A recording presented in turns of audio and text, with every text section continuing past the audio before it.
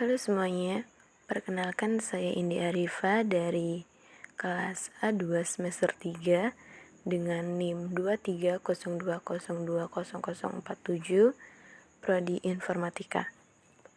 Di sini saya akan menjelaskan studi kasus mengenai optimasi kinerja komputer pada sistem IoT. Di sini kita mendapatkan studi kasus mengenai optimasi kinerja komputer pada sistem IoT, yaitu sebuah perusahaan ingin mengembangkan sistem IoT untuk memantau kualitas udara di kota besar. Sistem ini akan menggunakan sensor yang mengirimkan data real-time ke pusat pengolahan data. Tantangan utamanya yaitu ada 3. Yang pertama, pemrosesan data dalam jumlah besar secara real-time. Yang kedua, konsumsi daya rendah karena sistem akan ditempatkan di lokasi terpencil. Dan yang terakhir yaitu keterbatasan memori dan prosesor pada perangkat IoT. Di sini terdapat 4 pertanyaan. Yang pertama yaitu, jelaskan arsitektur prosesor yang ideal untuk perangkat IoT ini. Apakah lebih baik menggunakan arsitektur von Neumann atau Harvard? Berikan alasan. Dan yang kedua itu, bagaimana Anda akan mengoptimalkan konsumsi daya perangkat ini pada tingkat arsitektur perangkat keras?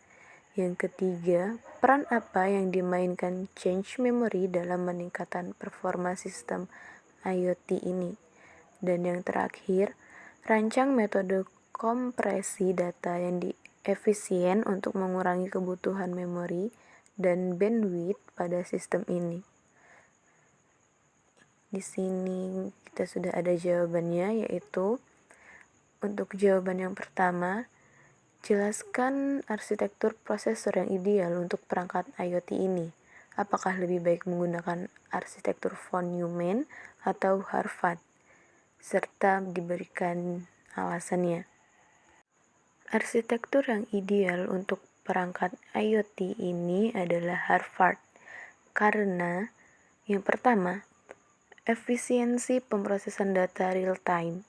Arsitektur Harvard memisahkan memori untuk instruksi dan data, memungkinkan akses paralel ke kedua jenis memori. Hal ini mempercepat pemrosesan data real-time. Yang kedua itu ada konsumsi daya lebih rendah.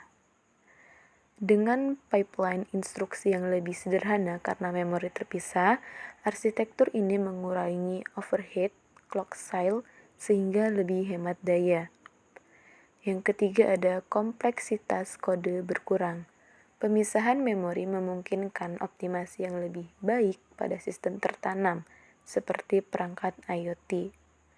Dan yang terakhir yaitu keamanan lebih baik.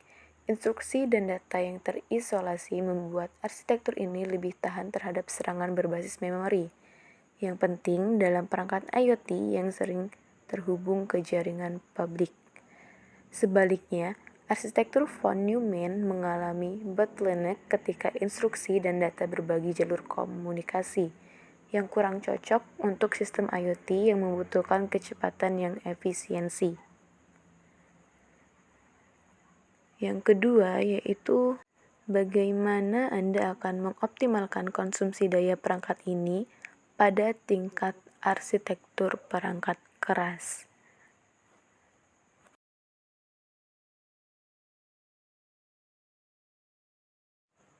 Yang kedua, untuk mengoptimalkan konsumsi daya, kita dapat menggunakan langkah-langkah. Yang pertama yaitu menggunakan teknologi proses yang lebih kecil, misalnya 22 nm. Yang kedua, menggunakan arsitektur prosesor yang dioptimalkan untuk konsumsi daya rendah. Yang ketiga, menggunakan modul sleep atau standby untuk mengurangi konsumsi daya saat tidak aktif.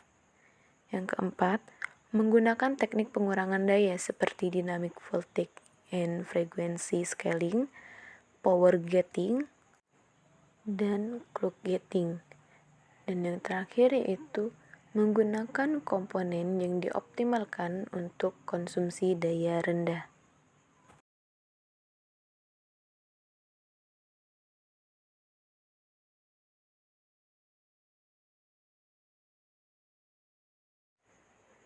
Yang ketiga yaitu peran apa yang dimainkan change memory dalam meningkatkan performa sistem IoT ini.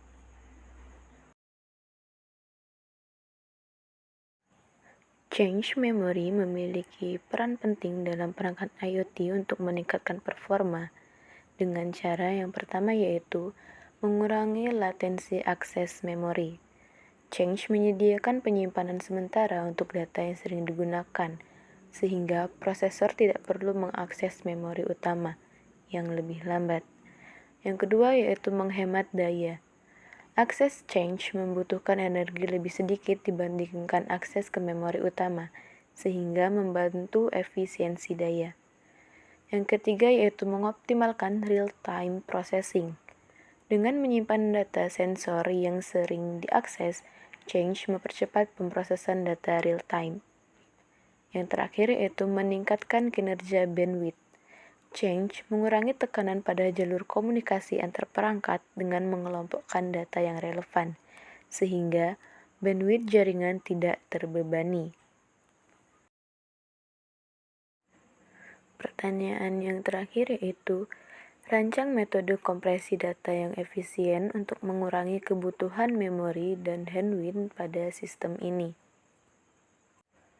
Metode kompresi data yang efisien untuk sistem IoT ini ada 4.